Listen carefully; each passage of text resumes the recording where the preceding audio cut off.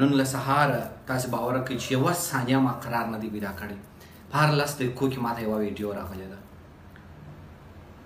ایران په ډېرې سپین سترګۍ باندې د افغانانو په وهلو، په ځورولو او په ټکولو باندې لاس پورې کړی دی. په هر ځای کې بې عزتۍ ته ملا تړلې ده، جنسي تیرې یې پر کړي دي، بندیان کړي دي، غیر انساني سلوک یې ورسره کړی دی. زما نه هېرېږي چې تېر 20 کاله به هره شپه په کابل کې د ایران د سفارت مخ ته ډبرې ایښول سوي، خلک به نه پرېښودل کېدل او د دوی امنیت به ساتل کېدی. زما نه هېرېږي چې زموږ د هېواد ډېر بې شرمه، رذیل او پس فطرته پوهان به اخته وه چې دا زموږ سره هم فرهنګ دي و هم زبانه دي و دا زموږ همذاته دي. د هغه بې شرفي او ناانساني دغه مې نه هېرېږي. ولې هغه خلک چې دوی ورته د یوه فرهنګ و د یوې ژبې خلک ول هغو نن پر دوی باندې راچولي دي کمیسو پردو کې د خلکو په عام محضر کې ځینې ایستلی دي، په ټول وینې بهېږي او ټول بندیان پراته دي. ولې تر ټولو غټه خبره دا ده چې زموږ سیاسیون له الفه تر یا ټوله معاملو ته منتظر دي او چپ ناست دي. واکمنان خو اصلا واکمنان دې ته نه دي متوجه چې څنګه حکومتداري وکړي، له خلکو سره څنګه برخورد وکړي. پاکستان مو پر اوږو راسپور دی، نیمه ورځ یې تیارې په هوا کې راته ګرځي، نیمه ورځ یې پلټنونه موټرونه په ښارو کې راته ګرځي، نیمه ورځ یې بیا د نانوایانو پر سر راته لیکلي چې د پاکستان مفت ډوډۍ یا ارزانه ډوډۍ، او نیمه ورځ یې ملایان راته وایي چې موږ د کابل غرونه پاته کړل. تاسې کنډران یاست خپله هیرا منډۍ پاته کړئ، تاسې کنډران یاست خپل د ملک فاحشهخانې و نایټ کلبونه مو بند کړئ، تاسې کنډران یاست خپل د ملک جمهوریت چپه کړئ. زه د 5 موضوعاتو دپاره بیا ستاسو سره دا خبرې د اخر ځل لپاره بیا شریکوم. هر څونه کوښښ وکړو چې موږ ارامې ستاسو سره خبرې وکړو، مګر ارامې نه کېږي. څنګه سړی ارامې خبرې در سره وکړي؟ څنګه ارام قناعت درکړي؟ تاسو په ارامو قناعت نه کوئ. اوله موضوع زما دا ده، زما ټولې لارې چې تړلې دي، بانکونه چې راباندې تړلي دي، پیسې نه سم ایستلی، ستا خیال دی چې هغه په سلهاوو میلیونو پیسې چې غلا سوي دي هغه په دا بانکونو کې پرتې دي. تجارت یې په ټپه ولاړ دی، خلک له لوږې مري ډوډۍ نه لري، ځوانان مو ګرده تښتي او پر لاره باندې نیم پاکستان ته وړي، نیم ایران ته وړي. پاکستان یې ګرده ننه باسي د بندیانو په نامه، او ایران یې دغه کوي، دغه رقم بې عزته کوي. زما پر بندرونو باندې ښځې څنګه شرم تاسې ته واکمنانو نه درېږي؟ ښځې پر باډر باندې لنګېږي، څنګه غیرت نه درته درېږي؟ ښځې ساه پر باډر باندې ورکوي، باډر نه پر دغه زنځیر باندې، پر دغه خط باندې زموږ باډر اټک دی. زه د پاسپورټو د ویزې سره نسم خپلې خاورې ته چې دوی راته محکومه کړې هغه ته نسم اوښتی. د ده موټران راځي زما په ښار کې ګرځي، د ده هلیکوپټر راځي زما په ښار کې ګرځي، د ده صدراعظم راغی، د ده وزیر خارجه راغلی زما په ښار کې بې ویزې او بې پاسپورټه ګرځي. خیریت دی؟ خو تر ټولو رذیل خلک بیا هغه دي چې د اقتدار وخت سي غټې غټې بیانیې ورکوي، کله چې د واک د اخیستلو وخت سي غټې غټې دعوې کوي چې د ملک دی او د ملک دغه دی، او دغه شان ته بیا چپ ناست دي.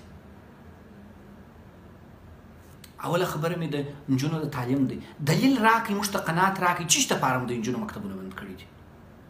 په شریعت کې بند کړي دي، په افغانیت په چیش کې بند کړي دي؟ یو قانع کوونکی دلیل راکړه. ستا خپل ملایان ستا د بط نه درته چغې وایي چې دا ناروا کار دی، ټوله نړۍ درته وایي ناروا کار چې شروع کړی دی د نجونو مکتبونه، او ته ماته یو د قناعت کوونکی دلیل نه سې راکولی؟ وزیر چې وایي ما نه دي بند کړي، دا چا بند کړي دي؟ د پنجاب کرنیل بند کړي دي؟ پاکستان درته ویلي چې بند یې کړه؟ یو څه خو راته ووایه چا بند کړي دي؟ ماته خو یو قناعت راکړه ولې بند دي؟ ماته یوه خبره وکړه چې زه وایم چې ښه سبا یا بل سبا یا بل کال یې خلاصوي. د نجونو د مکتبونو څخه وروسته د ایران او د پاکستان سره مسله ده. او ورور هغه چې پر اوږو در سپاره چې ستا قانون هم روان دي، د موټران هم روان دي، پر اوږو مې هم راسپور دی، هره ورځ د استخباراتو رئیس هم روان دی، ګرد روان دي، او ته چپ خوله ورته ناست یې. هوا مې ګرده د نورې نړۍ په لاس کې د نیمه ورځ بې پلوټه ګرځي، نیمه ورځ بل څوک ګرځي، زه خپل د هوا او حریم دغه نه لرم، اجازه نه لرم. نه میاشتې تېرېږي زما په ملک کې حکومت نشته، سرپرست حکومت دی، سرپرست حکومت یعنې څه؟ او دغه سیاسیون چې وتلي 20 کاله یې موږ چیر کړلو او اوس هم د سیاسیونو په نامه ناست، دغه چې معاملې ته منتظر دي دا ټوله؟ مستقیم تاسو ته وایم، کرزی صاحب تا ته مخامخ وایم، دا ملت تا ته منتظر دی.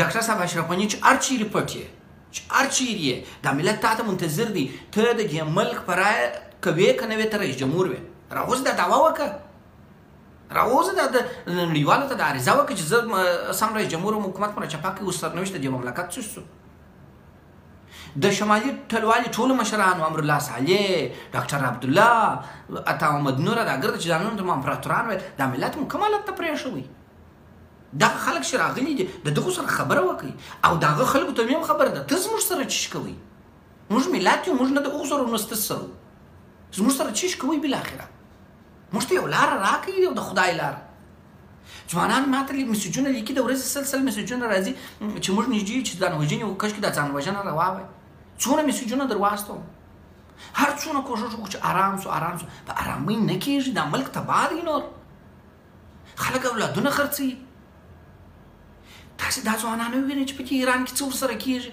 او تاسو ټوله چوپ ورته ناست یاست او د هغه ایراني مشرانو سره ملاقاتونه مو دي او د خواخوږۍ پیغامونه ورته لیکي چې ستا پلانکی مړ شوی دی تاسې همسایهتوب کې بور واخلي په تاسې کې په یوه کې د میرویس نیکه غیرت نشته چې د اصفهان یې ور وسوځوي په تاسې یوه کې د احمدشاه بابا غیرت نشته چې تر دغه پرې ور وځغلئ تر اټکه یې ورسره وځغلوئ که تاسې د هغو اولادانه یاست دا زه چې دا تیز درته خبرې درته کوم زما دغه مبارزه ده زما دغه وس دی که ستاسې توقع دا چې زه ټوپک راواخلم دا خو منطق نه دی زه خپل تاریخي مسؤلیت دغه دی ادا کوم دا زما خبرې زما نه دي والله وبالله دا ملت خبرې دي ملت مو غرق کړي تباه مو کوي برباد مو کوي ټولو سیاسیونو د حاکمانو څخه نیولې تر پخوانیو ټولو ته دا خبرې دي دا ملت ستاسې د لاسه تباه دی د نجونو مکتبونه مو بند کړي دي ملي حاکمیت د سره نسته ټول خارجان آزاد دي یوازې افغانان نه دي آزاد ټول خارجان ماته اسانه راځي په ویزه راځي دغسې راځي د ټولې نړۍ ژورنالستان په ما کې ښې ژولوېږي خپل ژورنالیست مې بند دی خیریت دی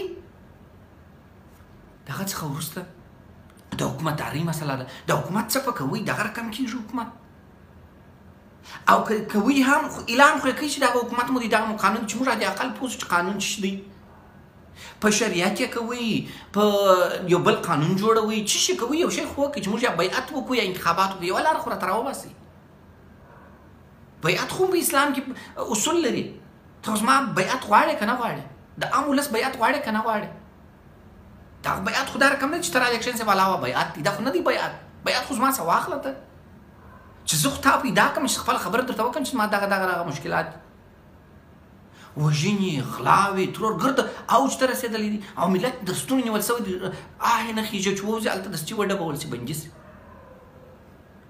او وروره دا تر اخرته دا رقم نه چلیږي نه دا رقم مخته ځي زه پوهېږم ډېر خلک به وایي چې دی اوس ځان مشهوره کوي او وروره زه هم شهرت ته په بله ویډیو کې مې وویل په بله کې زه ضرورت نه لرم زما نه دی په کار زما والله او بالله که په کار دی که بیخ دغه ستاسو مخته به دا تذکره او پاسپورټ دا م اوس به ځم ولاړ به سم په یو ځنګله کې به غیب غړوب سم مګر دغه ملت تاسې ته به هغوی ته روان کړی دی دغه ملت په وینه زور ورسل سوی یم یوازې زه نه ما ونې زرګونه انسانان او دا ټوله تاسو ته منتظر دي او تاسو قرار په څوک په ترکیه کې ناست دي څوک په امریکا کې ناست دي قرار به غم ښه دا نو داسې شو ښه طالبانو داسې وکړه دا داسې وسول دغه شرف دی دغه انسانیت دی دلته په زرو انسانان مړه سوله دلته زرو انسانانو وینې توی سولې او حاکمانو تاسو چیش کوئ په دغه رقم اقتدار چلوئ او جهاد مو وکړئ هر شي چې نوم ورکوئ نو شي جان مو څه د مور شي دې مو څه هر څه مو وکړه تېر شول اوس څه شي راسره کوې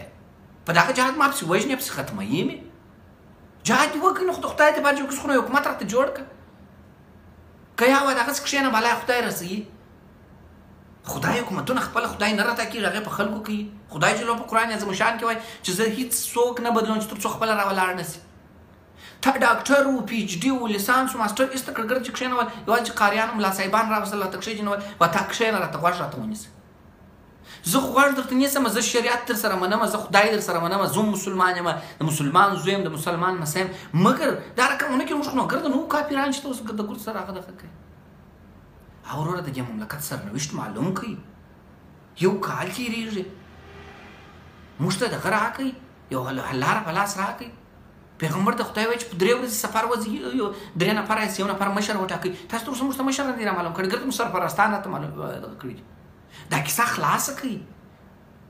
او هغه چې د باندې یاست تاسو څه شته منتظر یاست غواړئ چې یو معامله وسي بیا په معامله کې تاسو راسئ بیا بل څوک راولي په تیاره کې م کښېنئ. راسئ وروره د خلکو سره مخامخ خبرې وکړئ. که حساب یې که مقابله یې که زولني یې که زندان یې دا خو مخامخ یې اوسئ. مشرتوب د هغه ته وایي چې ټوله وتښتېدلاست. راسئ مخامخ خبرې وکړو د خلکو سره. خو تاسو دواړه سیاسیون یو سره موږ عام ولس یو موږ په منځ کې در سره تباه یو. پرون تاسې فسادونه کول نن دوی په پوهېږي نه چې حکومت څنګه جوړ کړي. راسئ د خدای روی ته وګورئ د دې مقدسې روژې روی ته وګورئ په دا ایران کې د افغانانو وضعیت ته وګورئ په دا کمپونو کې د بندو افغانانو وضعیت ته وګورئ د دې افغانستان وضعیت ته وګورئ. چیرې موږ روان یو؟ تباهۍ ته مو ملک روان کړی دی. د خدای روی ته وګورئ هر شی شروع کېږي د هغه ځای څخه چې هلته حقوق عملي سي. حقوق شروع کېږي د قوانینو څخه. یو قانون معلوم کړي چې په قوانینو کې دا شی معلوم سي چې زه یم چې شي کوم چې شي لاره مې څه شته. وروره نه مې ملک معلوم دی نه مې ویزه معلومه ده نه مې څوک غږ اوري. یو په پاکستان کې بندیخانې را باندې کړي پاکستان باندې را روان دي ګرده یې چور کړل. ایران مې ګرد خلک زندانونو ته اچولي دي. زما سرنوشت نه دی معلوم. زه په دې ګرد دنیا کې سرګردانه لیه بلیه ګرځم.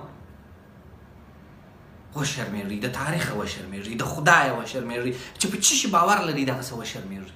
د خپل اولادو د مفراکورو کې وګورئ هغه ځوانان وویني چې آیا دیګر کمیسونه یې ځینې کښلي خپل اولادو ته وګورئ چې یو څوک ستاسې د اولادو څخه دغسې کمیسونه وکړي دغه ستاسې اولادونه چې دغسې ځینې کښلي دي. دا دوی نه دي ولاړ لس دا تاسې لڅ ولاړ یاست. دا تاسې سیاسیون ټوله لڅ ولاړ یاست د نړۍ پر سټیج.